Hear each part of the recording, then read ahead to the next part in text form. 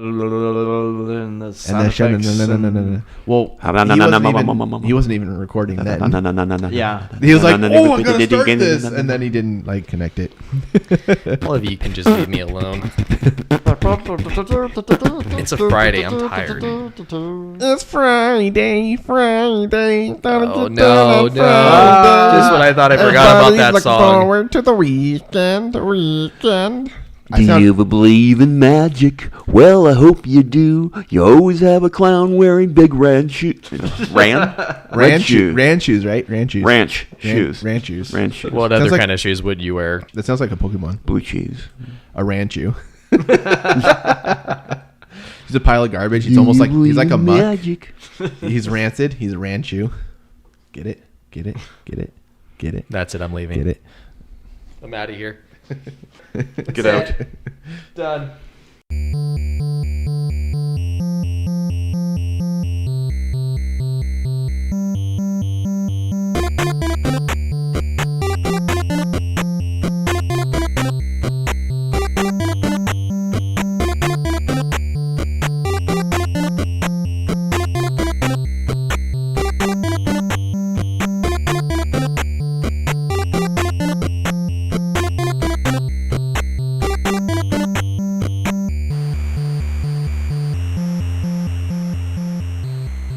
Hey everybody, welcome to another Retro Game Night. I am Player 1 and my name is Damien. As always, I'm joined with Player 2, Kyle. Make it so number 2. Player 3, Josh.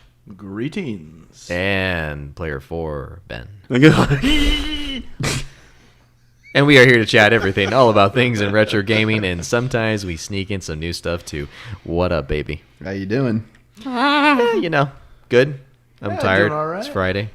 It's been a long night. We're old. Just doing some gaming. Yeah, what are you Just having playing? some fun. Recently, I went to go to our local GameStop, and I picked up a game that I've had the demo version of for a while. And in that version, they had 3 stories of the characters in the game, and I've loved it. And I've been dying to get the game for so long, but I just wasn't able to yet until the other day, where I was able to grab the so-called game, which was Octopath Traveler. Ooh, nice. Yeah, a little intimidated by it, actually. Why? You know, I finally got it, and I started it up, and I was in the main map of where you can choose all the different characters, and there's 8 characters to choose from. Obviously, it's Octopath, right? Yeah. And I didn't know what to choose. I've done 3 of the stories. Not fully, obviously, because it was a demo version, and when you start the game, you get to choose to start from the demo, which was kind of cool. But there's so many other characters that are actually kind of cool. There's like a hunter and a traveler and a apothecary. I'm not quite sure. I think that's like someone who heals. Hunter-gatherer. Yeah, like a hunter-gatherer is someone that uses remedies and stuff to heal people. Right. It seemed kind of cool, but there's 8 different stories to choose from, you know?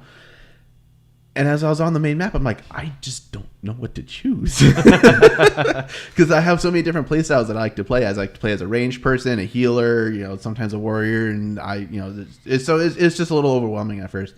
But what was really cool when I was picking up the game was when I was at our local GameStop. And when I went to go pick it up, I started talking to the workers that were there, and we were talking about the retro games just because of the fact that Octopath Traveler is as a retro style graphics in the game, which is actually really cool. It's kind of like a 2.5D type, maybe a little bit more than 16. Well, what do you think, Ben? Like it was a 32? It was like seems something like in between between that. 16 and 32. Yeah, it's kind of an interesting combination with a really robust color pattern. Mm-hmm. So they're able to get more detail into the different the pixels and stuff. But anyways, we were talking about that, and I just happened to mention that we do this podcast. 3 of my friends, we sit down and we talk about retro games.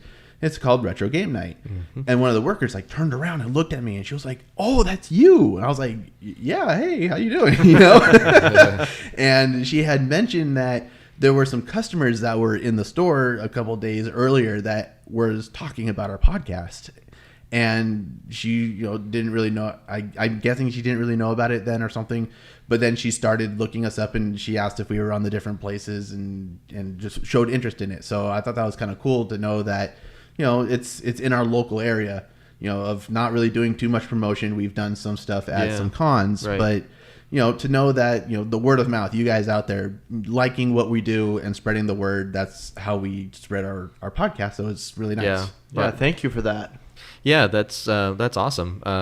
I was not too long ago promoting in Portland and meeting people out there and just talking about what we do over here and the podcast, and it was fun just to make conversation.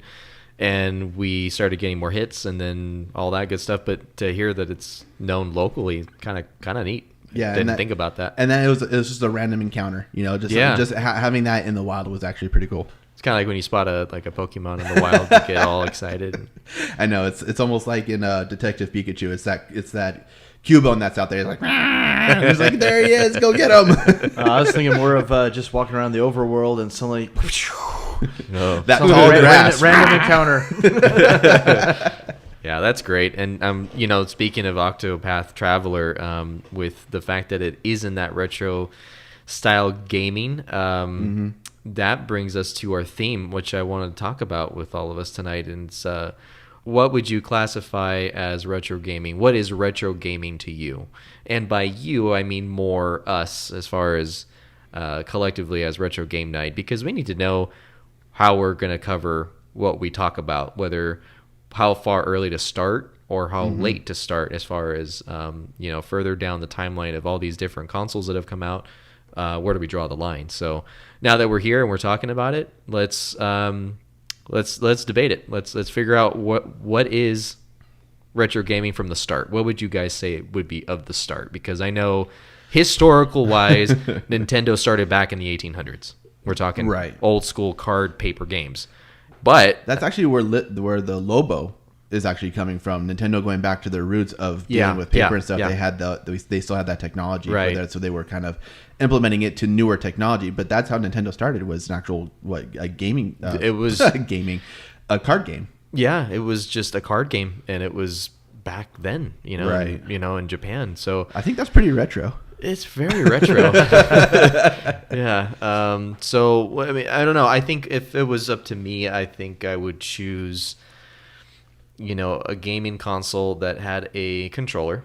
First of all, not joystick and buttons like an arcade. I would choose a home console, something that was that kind of started gaming itself, as far as not like the ZX Spectrum, which wasn't quite like a home console per se. I mean, what do you think on that, Ben? A little even bit more though than I do. it was I believe it was a PC of sorts, I still consider it a console. Anything, whether it be DOS, like I still look at like it had game systems. It had, whether you be controlling with a keyboard or with a controller, I consider it retro gaming. If we say retro gaming, do we think it has to be a home console where it hooks up to the TV, or could it be PC or Mac?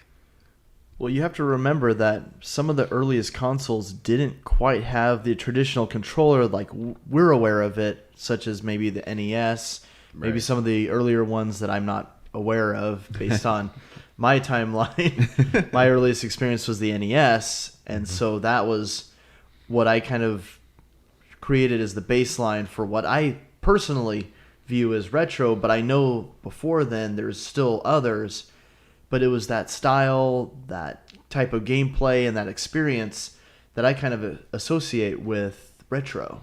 Right. Yeah. Because I've gamed all the way back onto MS DOS, with the computer, the keyboard, Snake. 6.5 inch.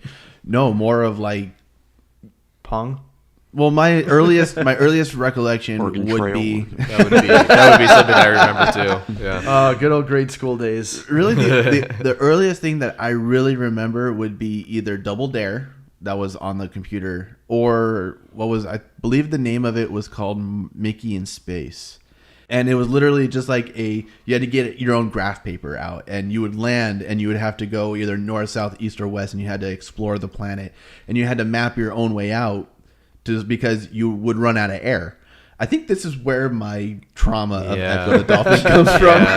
Yeah, you don't like Now I Echo was the thinking Dolphin too about it. much. If you get to know Kyle, that's one of his biggest traumas. Oh god, with the Sega coming out at the end of the year, I think Echo the Dolphin was mentioned on that, and I'm like sitting there in the corner going, no. Fetal position. Seriously. And you felt the same thing with Sonic, right, when he's about to drown. Oh, It's very stressful. Yeah, it does. horrible anxiety. Yeah. But going,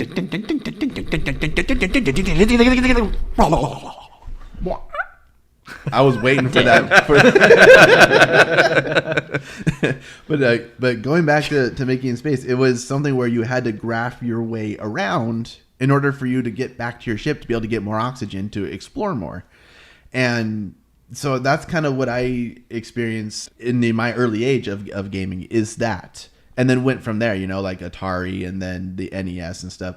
So I would still really consider it as DOS as retro gaming. Now, is that something that we're really going to cover here? Probably not, but in my It's a experience, good point of reference then, yeah. maybe. So not going that far back, but maybe starting at the NES, something where you actually have games that have levels with a controller that is readily accessible nowadays. I would think it'd have to be something with an extensive library, because there were games for DOS and Mac, but those weren't game consoles. Those were computer systems, and you could use them for other things, word processing, things like that, right? That's what technically a console is True. a home Well, the PC. The But- NES in Japan was the Famicom, which was Family Computer. Right, family So- computer. But could you do other things other than gaming on it in I Japan? think you could. I know they had the disk drive system, but of course I never had it because I didn't live in Japan. Yeah, it didn't come out here. My concern is this, that I feel that when something was purposed for multiple reasons, it's hard for me to say it's a console. It is a platform of gaming, a different genre or style, therefore looking back, but I feel that I have a hard time calling it a console, and that's just me. I think you said the right word. It was a different platform, because when you look at gaming today, when a game comes out, it comes out on the PS4, it comes out on the Xbox, and it comes out on PC, and they're classified as their platforms. But Xbox and PS4 only do gaming, whereas the PC can do multiple things. Now, I also personally preference the PC as well. Yeah. But that's just me too. And then if you're going into that, then actually I may retract what I said, because if you look at starting with the PS3, you have a web browser, you have video files and audio files you can play. You can play your own. You can play your own music and stuff on it. Yeah, so it is purposed as a game console, but there's other features. Right. Whereas I felt like where this started with DOS and Mac, it was a word processing computer with the feature of a game you can play. Now that brings forth a good point. One thing I was looking at was, well, we're going to call ourselves Retro Gaming Night. What really is retro? And so if you just look up retro in the dictionary, one of the definitions is designing the style of an earlier time. So I actually ended up having to check in with my wife on this one just to look at her perspective in a fashion sense, is that retro clothing isn't necessarily old stuff. It's designed based off of an older generation or an older style. And so when we look at retro gaming, not only are we looking at these older games, but we're looking at the older games and what parts of those games are being used today. And I think Octopath, I haven't played it yet, but it does look like a wonderful example of it, that it is imitating some of these things. And while we may not be seeing a lot of the DOS and the Word style games being implemented today, a lot of those features from a little bit later, from maybe the later 80s, are being imitated today. Yeah. Well, with Octopath. Go ahead.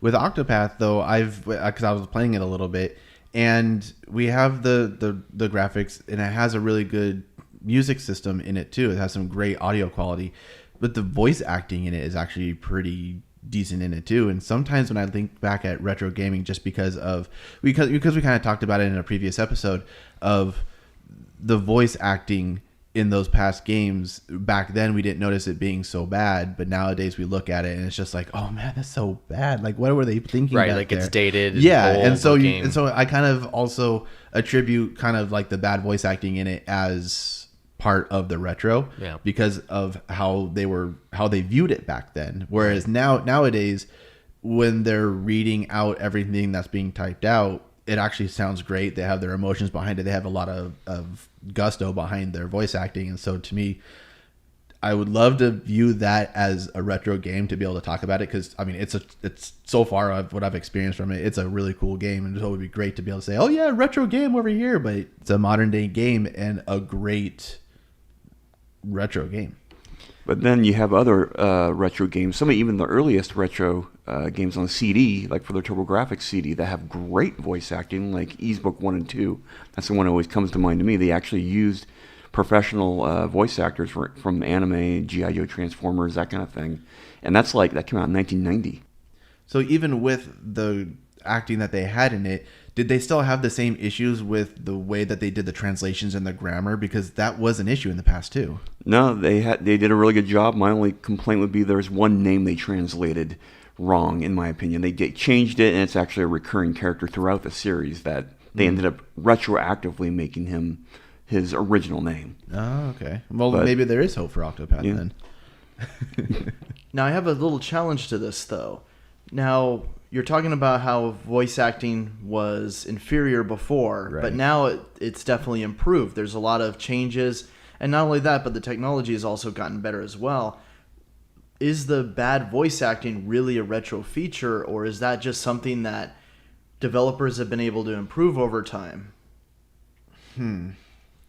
It could be a combination of both. Just because in the past, I don't really think they had... I mean, they were able to translate things pretty well. And the audio quality that they had in it was with the technology. Obviously, you know, with graphics, they were lower, so audio quality and stuff would be lower too. But now with the newer technologies, they were able to get it crisper, more HD audio and stuff with a better, smoother graphics. Like I said, with Octopath, even though it is a retro style with the graphics, they still have a good color palette in it and can get more detail with the different shadings of the color, but still in a retro form. So I think the voice acting in this is improved because of the technology that we have. I mean, you and me were talking about this before, Damien, earlier in the week, of how I've been listening back to an old TV show that I was listening to on YouTube, and with the little things that we have here to record this podcast, we sound so much better than a live, professionally done television show back in the day. Right. Does that mean that we wouldn't be considered retro, or is that a retro show because of the technology that they had? You know what I mean? So it's kind of varies depending on what we're talking about. Well, in terms of quality and voice acting, I immediately think of looking back. Some of the worst graphics, looking back now, it would be Metal Gear Solid and having the best voice acting I've heard almost in any game. And that, to me, you know, is kind of the staple for me. So I can't agree with that. I don't think I agree with the fact that all voice acting was bad. I agree with Ben that he picked out a few games for Turbo that were good, and I have heard some of them. They are very good. So I can't really agree with that part. I agree with the quality change of being much better. Now, of course, you're going to get a way more crisper, clearer quality sound out of a modern console like the Switch with voice acting than you would have on the PS1. Right. You know, especially because the PS1 would skip. It would have, you know, sometimes an error and it would glitch. There has been major improvements for sure. It's like a Walkman. Yeah. You try to walk, it skips. And I could say that a retro game done modern, as in a retro style game in a modern day, would have a higher quality. So you would enjoy it more than you would have back then because of the way technology has grown, the way sound and video has evolved. It's gone through a different level. Mm-hmm. So we talked about a few consoles to start. What do you guys think, Josh and Ben, as far as starting point for a console? We mentioned NES as a start. Do you agree with that? For me, I wouldn't say a start. For me, I'd say more like Pong. It was literally just a system with Pong in it and a couple of controllers. Okay. My With no other game in it. I'd have to look it up again to remember all the details, but my uncle and aunt had it, and I think it came out sometime in the 70s. That reminds me of like the thing that you can go buy in the stores right now, where it's like a little arcade game that you just plug into the TV and it only has that one game on it. Oh yeah. And I'd also consider like the Game & Watch games as retro That's gaming. another one I didn't think about. Oh, that's right. You know, And those are what year do you think that came out? I'm trying to 80? remember. Yeah, and that was LCD technology. right. Okay. But to be able to do that as something that we could do here on the podcast, is that something that's relevant that we could do? Yeah, I would think probably not on some of those. But it's good to have a point of reference to start. Well, I mean, sorry. Because I did remember back in the episodes with the Mario timeline, I brought out the Game & Watch game of Donkey Kong juggling the stuff. So yeah, we might We not have kind of cover covered it, yeah. but we wouldn't Point of actually- reference. Yeah, exactly. Okay. Yeah. Okay. Okay, so I like the Pong idea. Josh, let me get your thoughts on it. For me, early on, it was largely just the NES and then the early Game Boy games, the Game Boy Pocket and the Game Boy Color. So a lot of what I associate personally for my past is a lot of the pixelated games. I don't mind looking back a little earlier than my time, but I think Pong might be a little bit early on the retro scale. I don't have the exact definition, but I think that might fall under vintage because they're prehistoric. Yeah, because you really don't see a lot of the features of Pong in modern gaming, and that's part of what retro is something that inspires even later generations to be able to duplicate. And there are a lot of games even preceding my time with the NES that there are games out there that are referenced, they're duplicated, they're modernized, and so I don't know if I'd go so far as to say Pong, but I definitely look to the early 80s. Well, there definitely have been Pong remakes and whatnot. For the PS1, for instance, there was a remake with power-ups and whatever. Yeah, there was. Yeah. And we did play that Thunder and Lightning game for the NES, which was also That's more like Breakout, but oh yeah, still, that's on the similar. Mm-hmm. Yeah. On the PSVR in Rec Room, they actually have one where you actually play Pong with your face against someone else. It's that 3D one where the ball is like coming. You can have it like on the different spots, but you're still like moving your head back. hey, and when forth balls are coming after me, you know. Yeah, you just gotta with your face. Yeah. You know. Bonk. Okay, well, I think I stand corrected then. I guess as early as we can. So going back all the way back to 1972, huh? When that was released. Well ahead of our time. Now, from your recollection, this was your generation, Ben, more than it was mine. But with Pong and the Atari, would you say that would be the launch title for Atari itself? I don't believe it was, but I think they did at some point or another make a port of it. Could be wrong. Yeah, they had the that one little controller because Atari is usually the one that has the joystick and the single button. But then they also came out with a controller like that knobs, had right? the knob on Yeah, it it had that that let you go controller, up yeah. and down. Okay. Kind of made you feel like you were controlling like a remote control car, you know? What console is that, or is it even considered a console? Because was it just Pong only? What do you mean? Like the the one- original Pong? Right. So Pong was an actual plug Just and play. it was just by itself. Okay. So it wasn't a console. It was made by Atari. It was a console, but the console was right. Pong. Just Pong was Just the built-in Pong. game. That's it. So then the 2600 came after that. Yeah, I'm like 82. Okay. And that had multiple games, Oh, multiple, yeah. you It had know- cartridges. You actually put them in. Exactly. And there Right. might have been a couple. I know there was like I think the Magnavox Odyssey 1 and 2. They came out before that, and I think they also had their own individual cartridges. Okay. I mentioned that because I recently ran into somebody at the hospital. I'm okay. Okay, thank and you. We're glad you're okay. Yes, and he mentioned that we got into talking about retro gaming, and he mentioned that he had just picked up an Odyssey 2, which I had never played, but I had known of them. So that's why I bring that up. So the 2600 then, maybe hundreds of published games. I can say that I feel comfortable saying that's the first one I can consider as a reference, without going as far back to the 1800s with Nintendo's paper card game. So I think that's To me, I feel good with it. It has a controller. It has multiple games that you can insert and continue to use. So therefore, being an actual console. Yeah, it seemed like that was the one that a lot of people would have, that box of cartridges that you would start to collect, and you had all of the titles on top of it, and you'd be able to choose which one you wanted. That's my first recollection of the Atari. And hopefully you still had all the instruction manuals. Did you ever have to like blow in it and put it in like you had to do with the NES? I don't remember having to do that with the Atari 2600. With the NES, yeah. But, Well, yeah. I do know the cartridge slot was really, really small in diameter compared to. In comparison, Not it diameter, wasn't. but It width. wasn't too small. Yeah, it was like a rectangle, dude. Yeah, Yeah. Yeah, I mean, pretty wide. compared to the NES's was pretty pretty wide. Yeah. yeah. So I wonder if that had anything to do with it, but maybe not. I don't know, but I think at least some of the games had more protection. Like, if I'm remembering how they were built on the inside, like a lot of dust and whatever couldn't get on the inside because there wasn't, like I say, at least on some, a lot of the games there wasn't exposed pins. Yeah. It was better designed. So then we have the 2600, and then we go from there. That's I feel Our start comfortable. point. Do you guys feel good with that? Calling it that as a good start for points of reference. Yeah, it's points of reference, but to be able to talk about it, I don't really know if we're going to be able to Yeah, replicate right. you know, an Atari. And now then, my question then that I think a lot of people would wonder then where do we end it? Where would be an end to consoles? Because in my opinion, I feel that I'm getting a lot of flack over this.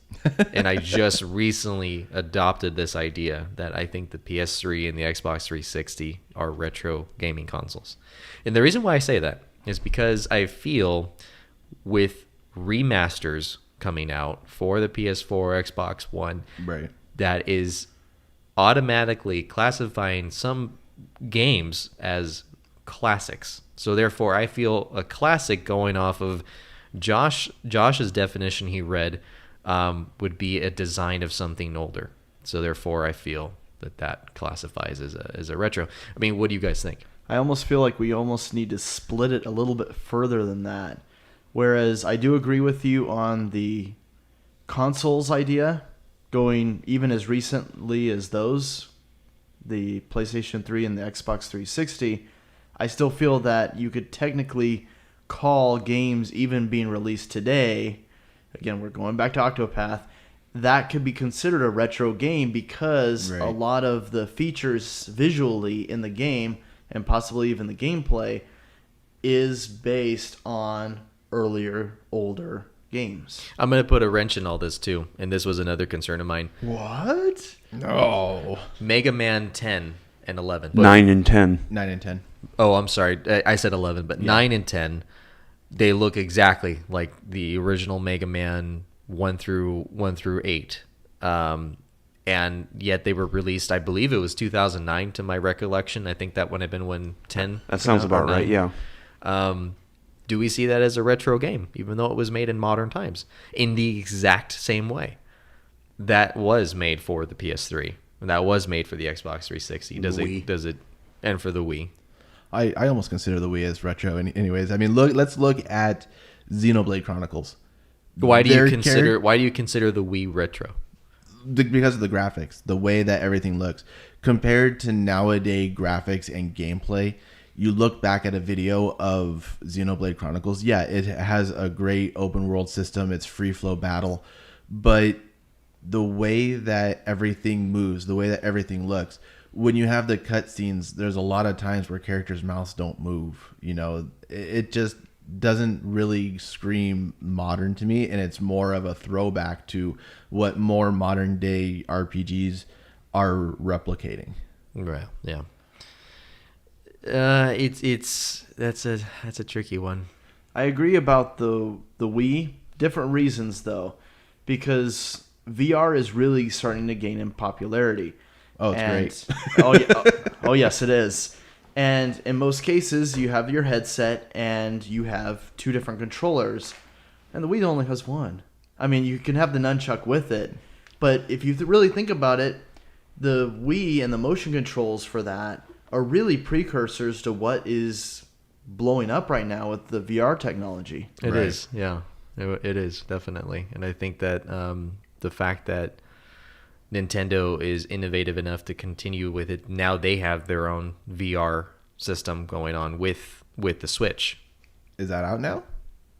I do know that they're either I know developing it it or it's coming, but as far as the technology and the way that they're growing leaves everything else in its dust to start looking more and more classic. Right. Yeah, I remember hearing something that when the Switch was going to be launched, that it had the capability of it, and I think it's even still in its core that capability is still there. Actually, just looking through my newsfeed, I just saw that the Labo kit, I don't know if it's pronounced Labo or Labo, I guess, The Labo. is available now and it's wow. a VR kit, $79.99 MSRP, and it's available now apparently. I'm So- going to have to look into that and probably get that too. Yeah, we'll see what that's like. So we did cover the Wii, and now you stated why you think that's retro, and I agree with you. I think that should be retro, definitely, especially the way, as mentioned, Nintendo's moving along. So that came out the same year, if I'm not mistaken, around the same time as the PS3. Yeah, they were both released in 2006. That's what I thought. So that seems like a good cutoff to me. It really does. And I know, again, I if you would ask me this like 3 or 4 months ago, I would have never have said the PS3 or the Xbox 360. But seeing how many remasters and remakes are coming out, that kind of just proves to me that it is taken as a classic retro coming back. Yeah, I It's a mean, throwback. even the 360. I was just looking it up right now. It's November 2005, so that has to be rolled into it too if we're going to include those two. Yeah, you're right. Now here's the question that I have with the PS3: do we consider all of the games being it? Because obviously, when a new system comes out, you get kind of the rollover of the graphics of what the old system was, while they're still trying to figure out the new technology of the new system with the new graphics, the new developer kit that they have to work with. Do we have to do a cutoff of either a date within that system's lifespan? Is it a game that we can say once this game is out, nothing past it? Because one of my games that I like to play, which is The Last of Us, it was the end of the life of the PS3, and it rolled into the PS4. Now they also did a remastering of it as well, but when it first launched, it had a PS3 and a PS4 version. And I wouldn't really necessarily consider that a retro game, even though it was on the PS3. I consider it retro because it's remastered, which tells me they needed to do something to spice it up again. They had to do tweaking. I just feel like they wanted like another money grab, and they were like, hey, here's some HD graphics on a great game. Yep, more money. But I mean, then how do you consider what do you consider the difference between HD? Because they were both capable of 1080p, PS3 and the PS4. Even though the PS4 technically now is a 4K console, but the fact is that it's a remaster. You're looking at something different. Something is newish about this. They were able to give it a bit of a Polish. a facelift of it. They were able to get more detailed in it, even though because of the limitations of the PS3 and the developer kits they had for the PS3, when the PS4 came out and they had the new developer kit for it, they were able to do more with the graphics of it to be able to get more of the detail. Maybe the system was able to handle a little bit more with the processing of it, so they were able to add a little bit more detail, possibly on the floor or something like that, with more blades of grass or something, you know. So, and that's yeah, because they just polished it. the PS3 only could do so much On the as screen. opposed to now what was open in the PS4 when it debuted. But with that said, I feel that you had games for the NES that pushed the limit. I mean, the limit, where I saw so close that it was just inching towards 16-bit style, while the Super Nintendo was already out. And so that's, again, games trying to push, developers are trying to push that look to be as close as possible, to be palatable, because I'm sorry, I know the next generation is out, but here's a last kick for the old NES. And I feel that is what the PS3 was for those particular games. I feel like that was the last stretch it could do.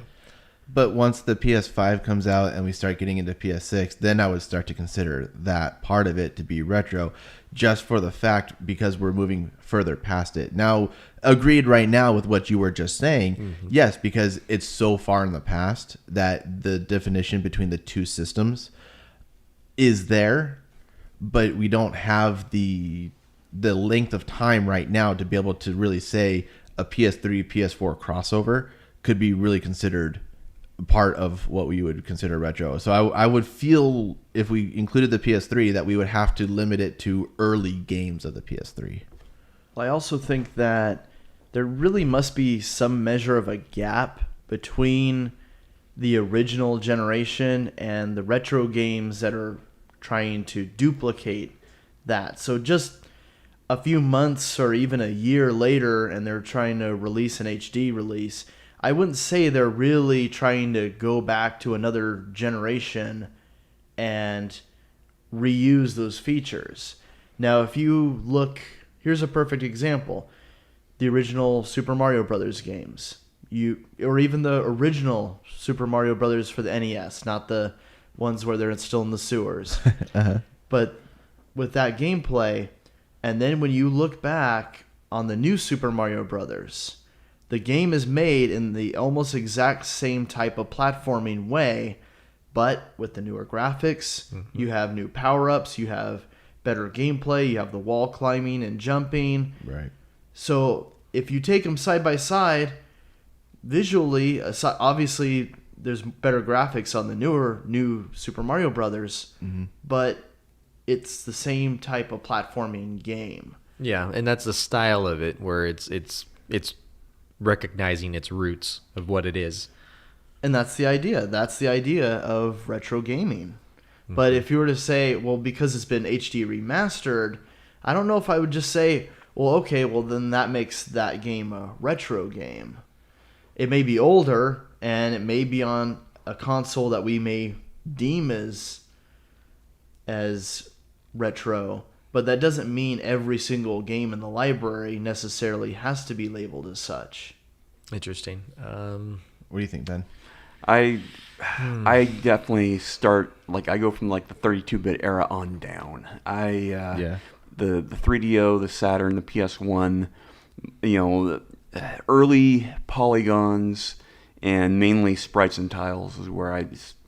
What makes you dismiss everything after 32-bit? I've gone over and over that in my mind, and I really don't know. There's just something more, not archaic. It's not the word I'm looking for, but just and the N64 as well. I didn't mention that one. It's just there's something I don't know if it's the feel of the games or what it is that I go down from that. But point. Arguably, for a second, you don't really like 3D games really that much. Yeah, most of the games I play these days are 3D games. So. Okay, for some reason, I thought you mentioned you weren't crazy about most. That was like 20 years ago. Okay, I've known you for a long time. Yeah, they had to grow on me. Yeah, I see. Okay, I can kind of understand where Ben's coming from on this, and I think that's because of what I was mentioning just a moment ago about there having to be some sort of generational gap. And for a lot of the 3D games, while there has been improvements, I don't know if I'd say there's been any real gap. Even if you look at first-person shooters, even from 20 years ago, or as early as they came around, Doom. They really haven't... Yes, the graphics are better and they run better, but have the games really changed? No, they just keep getting skin upgrades. Exactly. So Better textures. So I can understand where Ben's coming from, because I feel the same way about the pixelated era and viewing those as retro games, because a lot of the other 3D games, ever since the Nintendo 64 and what would you say, maybe did the Dreamcast have 3D? I don't consider the Dreamcast retro. I mean, it's borderline retro. It did come out before the PS2. But I wouldn't consider. I guess maybe I consider it more like where the jump of 2D to 3D is for me. Do you consider PS2 not really retro? No, it's too refined. It's just an increasing of polygons, basically, from the PS1 to the PS2. Kyle, you agree with that? No, not really. I don't think I agree with it either. I think the Dreamcast is I would consider retro because think about it, Shenmue. That had some pretty horrible polygons, almost kind of rivaling, and pretty bad voice acting. If you're going off of what you were saying earlier, right? Dates and then I also think of Phantasy Star Online. I remember that as a really big game that I played a lot, and it was very simple graphics, very simple design, and I mean it was an online multiplayer, so that's kind of stretching that, but it was really simple polygons and being able to glitch through walls and gates and stuff and being able to find those little things that you could do to kind of cheat your way through certain things. And I kind of attribute that to some retro games too, that they're not so polished that you can't hack it to speed through certain things. Or not hack it, sorry, glitch through things. Okay, and I have another issue. Then can I really comfortably say that if I were to go with Ben's thoughts that a 480p connection would be a non-retro game? I mean, you go composite and you plug that into any 4K television now. I mean, what are you going to see? I mean, if you can even do it. So that to me calls for something really retro. And again, going back to that TV show that I was talking about, you try to watch that thing in 480p, you can't even tell who's who on it. You can't even tell facial features. Usually. And yet on a CRT that looked, awesome. That looked, right. The way technology is now, it's so fast moving. I feel that everything's fast getting old, and I feel everything, in with the new, out with the old. And retro, just to me, I think I'm still holding on to that newly adopted idea for me with PS3 and Xbox 360. And sorry, the Dreamcast was in the 90s. It was 99. It was 99. Yeah, that's retro. I mean, it had an Ethernet port.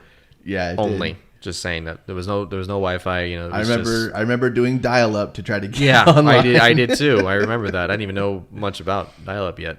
Well, I feel like we may have to compromise on certain topics throughout the course of our series because it does seem like we do have a little bit of a conflict in that we have the age of games, but then we also have the differences in a lot of the features that we see as being retro. And part of the reason that I focus on the Wii a little bit more than I would say maybe the PlayStation 3 and Xbox 360 is that Nintendo has always been known for making their breakthroughs. Yeah, it took them a while to get into CDs, but then they got into the Nintendo 64 while Sony and Microsoft were already getting into CDs for their games well ahead of time. But then they also got into the Wii and they were utilizing those new motion control features well before Sony and Microsoft started doing that. And so for a lot of the features that you see in the Wii, I do consider those retro. But even for the other consoles at the same exact time, I am kind of on board with Ben in that it doesn't seem like a lot has really changed. I don't know if I'd even say it's a different generation. And I agree with that. I think the generation isn't quite what's in question. I think because so much has happened within so little time as far as consoles and technology. So I think that I would say looking away from just generation and more going into what's being left behind. Again, what in with the new, out with the old. I'm looking at what's left in the dust to settle, and I'm seeing a lot of classic games, classic gems that were forgotten and that were never sequelized and they were never pursued. Whereas nowadays, every game's a sequel. Every game has to be a series. Everything is something. Whereas back then, that was it. Or sequelized now with modern systems from something back that started in PS2 or PS3. Final Fantasy, Mega Man, Dragon Quest.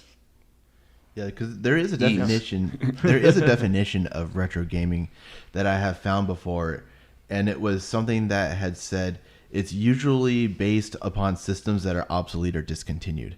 And if we're really going off of that basis, the PS4s are still being sold right now.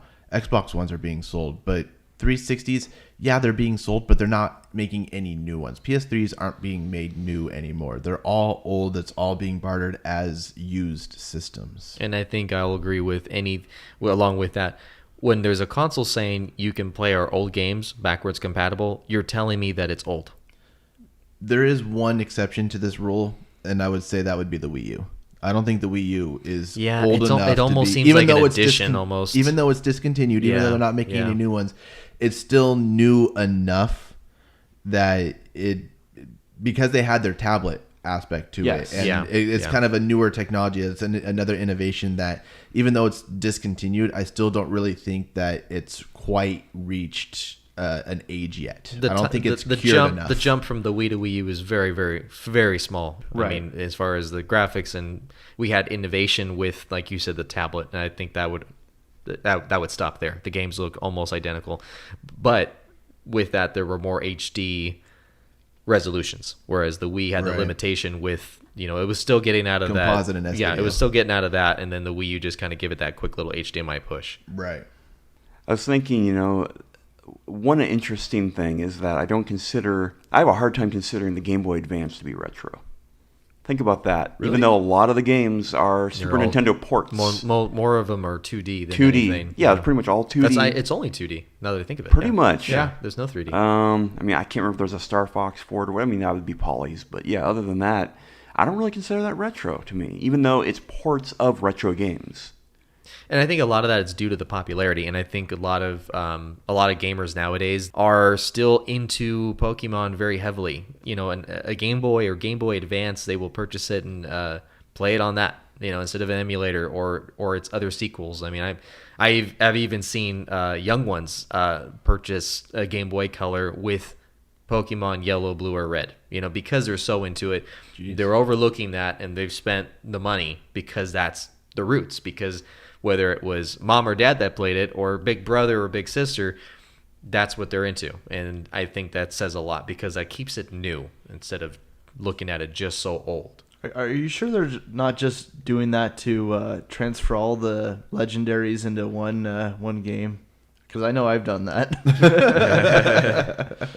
Hey, the only way you could get Mew in there is to be able to hack the game and use your Game Genie or something. I remember having to do that. Good times. So, I think we reached a point where I will. Can we unanimously agree with that, with its beginning roots, whether we're going to cover them on the show or not, will be a 2600 as the first console that would have an extensive library of games with controllers that people enjoyed in their home, that was solely made for gaming purposes. Could we say that would be a good beginning? I think as a console, yeah, but we could even go back even further and even reference the relics of the Game & Watches too. That's Game & a good Watches, word. I like that. the Odysseys. I would call them relics. Yeah. Absolutely. Vintage. The fossils. Yeah. And honestly, it's not to put that down. Honestly, that's what's made everything happen. So that's not to say that it's any less. It's just something that I probably don't see us on the show reviewing and really taking apart. Right. Oh, and I mean, absolutely. I mean, in the newest Smash Brothers Ultimate, Game & Watch is a character on there, and he's a pain in the butt. But and what's awesome about it is they have his animation isn't a smooth animation of him running. It's literally him going with the A few frames of animation. Yeah, with a few frames of animation, and still with the sounds of with him doing things. So they give it homage still today in games, but I think it deserves its place in history. Josh, what do you think about our decision? Do you think that it's unanimous to go with this year? To start with, yes. Start. Ben, what do you think? Yeah, I Go with agree. that? Yeah. Okay. Now, the ending. I think this is where you and me are going to have to compromise, though. Maybe.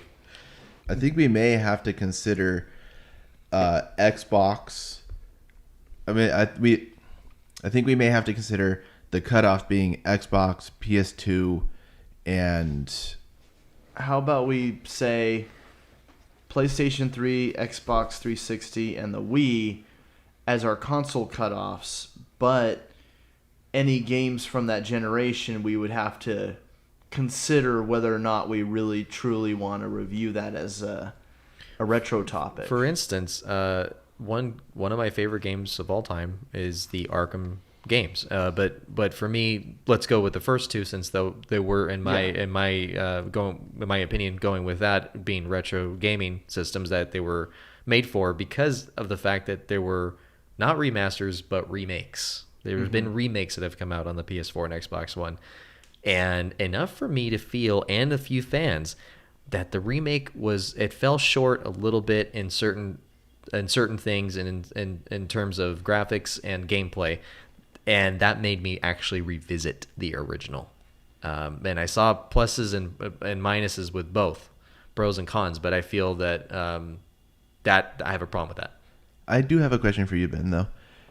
Do you not consider KOTOR, Knights of the Old Republic, is that a retro game to you? Never played them. I knew of them. I didn't have an Xbox. I don't really consider them retro, though. Because they're just not old. Something about, I don't know. It's like, I almost feel like it's those characters that don't have movable hands. That it's just, this is their model, and then any weapon would fit into it. And if they don't have that flexibility to be able to do that, to me, I kind of feel like that would be lending to being retro, because those functionalities in the game weren't there. It's almost like a Lego. Let me say this. We see a PS4 game in all its glory right now in current times. We look at hand movement, mouth movement, eye movement, and we're like, wow, that looks really amazing and real solid. Let's pop in a PS3 game, and we see those limitations. What do we say to it in our head? That looks old. That looks outdated. That looks like it's limited compared to what we see right now. I'm able to do that on my phone. Exactly. So what I'm trying to say is that that's why I'm so firm on that idea of the fact that the PS3 and Xbox 360, again, something I wouldn't have said months ago, it has limitations, and therefore those limitations are I adopt with the rest of the 16-bit systems. And while they don't, someone like Ben may not see it as limitations because they're gorgeous the way they were made, you do see them as limitations as to what the developer wanted to originally make. If they wanted to make something like what you can push out now on the PS4, they couldn't do that back then. Obviously, they knew that. There's no way they could. Yet, we were stuck with some of the greatest gems of all time in 16-bit era. And as we've clearly seen over our times playing retro games, just because it's retro doesn't mean it's bad. We have that nostalgia value, and we still enjoy playing them. It doesn't mean that the games are bad because they're retro. It just means that we understand that they are from a previous generation, and that the times have changed, but their features and what made those games great have improved over time and are still being used today for newer games. And you tapped on another word that describes those systems that I'm talking about, is nostalgia. I do get nostalgic on a PS3 because it probably has to do with the fact that I've spent a lot of time on the PS4 or the Xbox One, and therefore looking back, wow, it's crazy to pop in. Wow, I haven't seen the Xbox 360 menu in a while. That's just crazy. Reminds me, it's so 2007 to me, and that seems like forever ago for me. I don't know about you guys, but I feel that nostalgia would be part of it.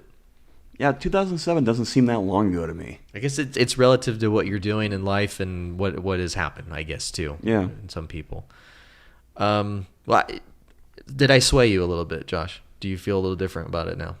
A little bit. I'm a little more open to it, but I would still say, still within that last generation that we're considering, there's still some out there that, despite the graphics changes and maybe some of the performance of the console itself, they still really are being seen today. It's just a little bit better, but I wouldn't say that they're old yet. Right. So I would agree with also Kyle that once the PS5 and the next generation Xbox pushes through, then you're gonna see that definite pushback of the PS3 and Xbox 360. We won't question it, I think, as much as we are now, because of the fact of what's gonna be coming out now. And once the PS5 comes, then that's going to change a lot. Right. We still got plenty in the NES, SNES, and all the other systems, all their libraries. We got quite a bit we can look over first. And I'll tell you this right now. I feel like I may speak for all of us here, but I think that we'll spend more time on the 8-bit, 16-bit era than anything else because of how extensive that library is. Absolutely. This Right. is just off of a classification and off of a meter. I think just a point of reference from beginning to end. Should we push that limit on either side, whether from beginning or to most modern? Any thoughts? I want to hear what Ben has to I say. have no thoughts. So All right, so are you willing to possibly compromise on the fact that you want to go past? Because, I mean, I We know could with do a you, 360 and consider the 720 a retro. Okay, I'll accept that. So yeah, I think we could, classify it as that span. If we're ever gonna go, like what Damien said, we're not gonna go really past the 8, 16, and even 32 bits. Especially when the Sega comes out, we're probably gonna want to step our toes into that a little bit. Right. As long as you're okay with that as well, Ben, then I think we can kind of expect that to be our main range. If there's anything that's coming out either newer or something that we could compare to something that's a newer system. I know it's not retro to you, Ben, but if we are able to compare it to something further down the line, that we could say, well, we could see where this game that we might still consider retro got its roots from this thing that we see in a retro game in an 8, 16, or 32-bit, then at least we have that space to be able to compare. I just really wish I could, include Octopath Traveler in this. Another time. It's so pretty. and, maybe we can revisit In 10 years. games. Maybe it's possible to revisit games that are retro style, and maybe we should come up with something to call it that, where it's a retro style genre, where it's Right. it's not really going to be classified that, but for retro game night or show, we can't help but notice when we see these games come out.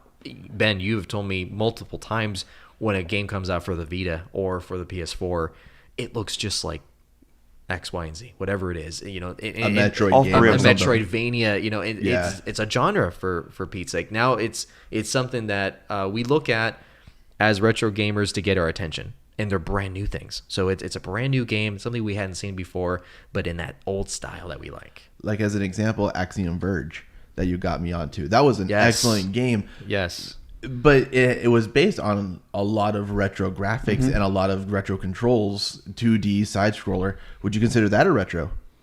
Even though it was recently released for, was it PS4 and Vita and all that? yeah. Is that retro style, kind of like what Octopath Traveler is, or would you consider a retro? I would consider the word that always comes in my mind is retro-ish. Retro-ish. Yeah.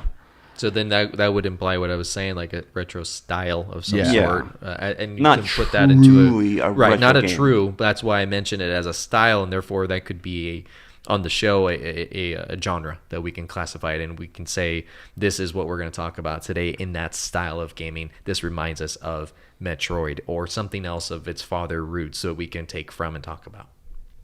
Mm-hmm. So I think we so found it. I think we're all there. Yeah. I think we're in that unanimous decision, and that's to say for the show. I respect anybody else's decision and choice on it. I would encourage them to write us and talk to us. And if we miss something or if we're wrong on something, talk to us. We do talk to you guys, which I'm glad that we got those comments and we got some feedback. Keep it up because we're really interested in knowing what you guys think. But as for the show, I want that to be our measuring stick as far as what we do here. So I want to hear from the people too, because it takes a big man to admit that he's wrong. So I want to hear from you guys. Oh yeah, if I'm If wrong, we're wrong, tell let me. us know. Yeah, and let's talk about it. Absolutely. So we got a couple things coming up before we wrap up. What is going on, Kyle? Well, if we are wrong, you can either write to us and let us know, or what we have coming up on June 10th is going to be at 5 Threads. It's a local brewery that we have going on here. Its address is 3113 Via Colinas, Suite 109, and that's out in Westlake Village. If you guys are around the area, if you happen to either be traveling around here or if you live in the area, come check us out. Like again, it's June 10th. They open at 4, so get there early, get your drink on. We're going to actually be there live doing a recording and interacting with all of you. And we're going to be talking about what our favorite retro games are and what our fondest memories are. And we'd also encourage you guys to interact with us because we're going to have opportunities for you to participate, and we'll also be able to give out some prizes for those who do it too. Woohoo!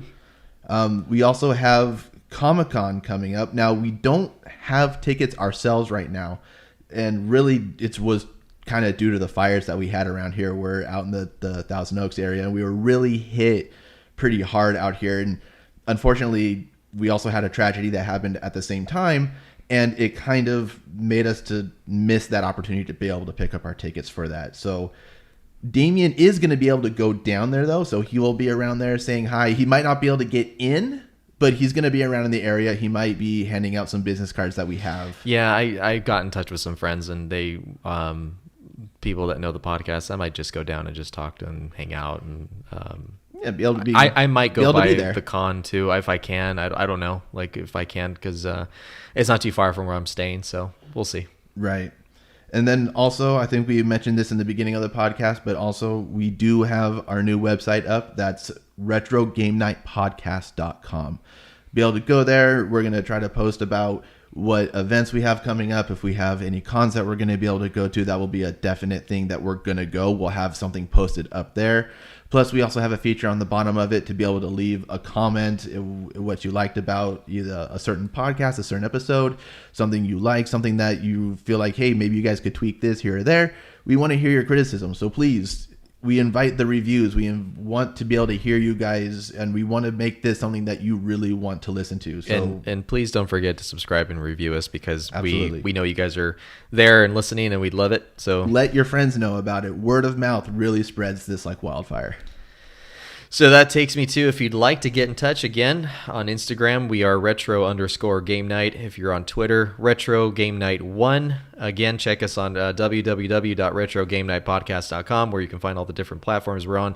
Send us your thoughts and questions. And until then, stay until the end of the credits, people. Da, da, da, da, da, da. What? Wait, I'm tired.